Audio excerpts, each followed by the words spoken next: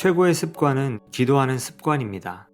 기도가 습관이 되면 어떤 상황에서도 하나님을 온전히 바라볼 수 있기 때문입니다. 살면서 수많은 죄의 유혹과 그로 인한 두려움이 우리를 어렵게 하지만 기도가 있다면 승리할 수 있습니다. 그 승리는 또 다른 감사를 낳게 될 것이고 그 감사는 또 다른 축복으로 여러분에게 돌아올 것입니다.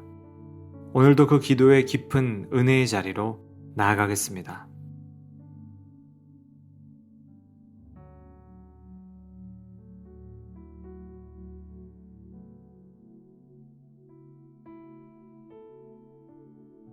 신명기 8장 12절에서 14절.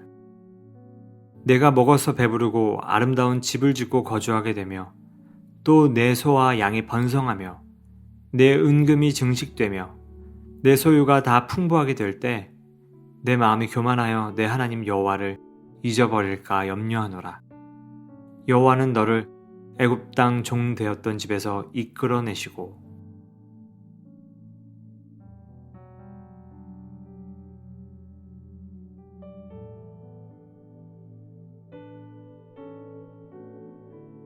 사람을 가리켜 망각의 동물이라고 말합니다.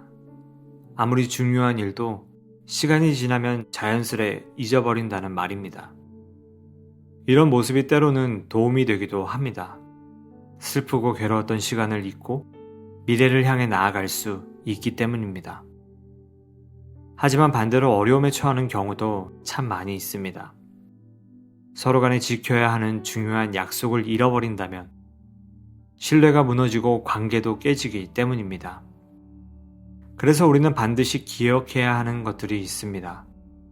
그렇다면 믿음의 사람들이 반드시 기억해야 하는 것은 무엇일까요?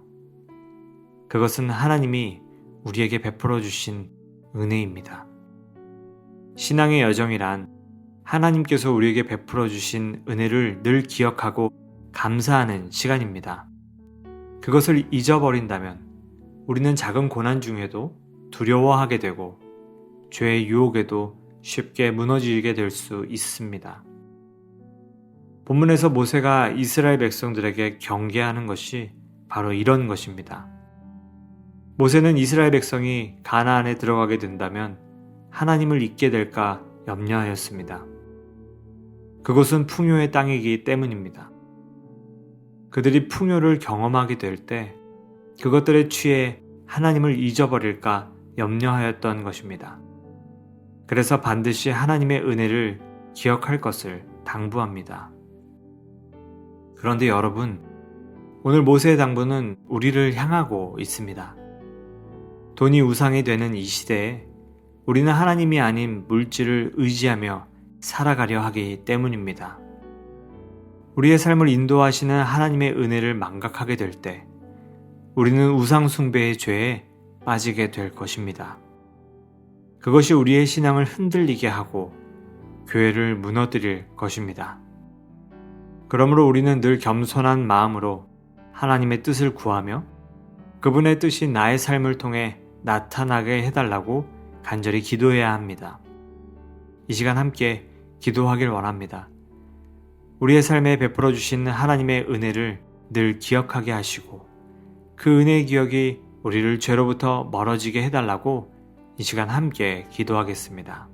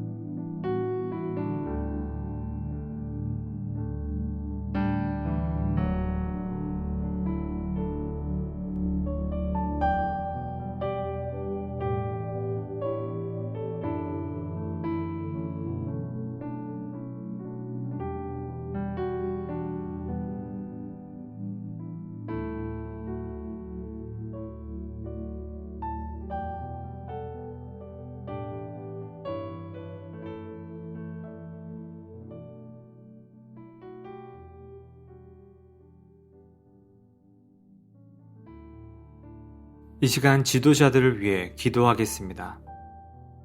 대부분의 권력은 풍요의 자리입니다. 하나님의 은혜를 잊기 쉽고 교만의 유혹이 틈탈 수 있는 자리입니다.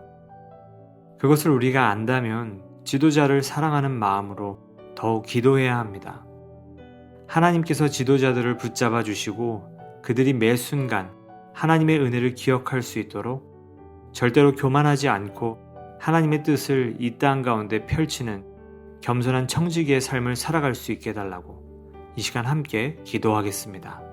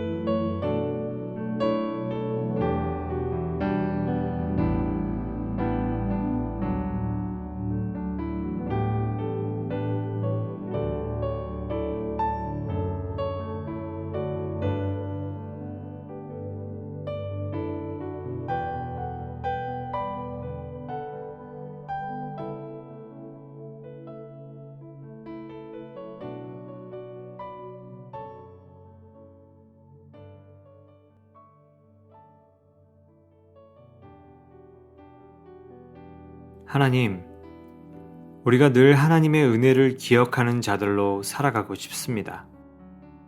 오늘 내 삶에는 수많은 죄의 유혹이 다가오지만 그래서 그런 것들에 의지하고 싶은 마음이 종종 생겨나지만 오늘도 나에게 신실하신 하나님께서 나의 삶을 책임지시고 은혜를 베푸시는 분임을 잊지 않게 하여 주시옵소서.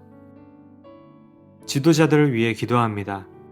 그들이 가진 권력에 대해 감당하기 어려운 부담을 느낄 때 악한 것에 의지하고 싶은 유혹을 경험하게 됩니다. 하지만 하나님의 은혜의 기억이 그들에게 허락되기를 원합니다. 교만과 오만의 자리에 서지 않게 하시고 하나님 앞에 더욱 겸손한 자들로 살아가도록 인도하여 주시옵소서.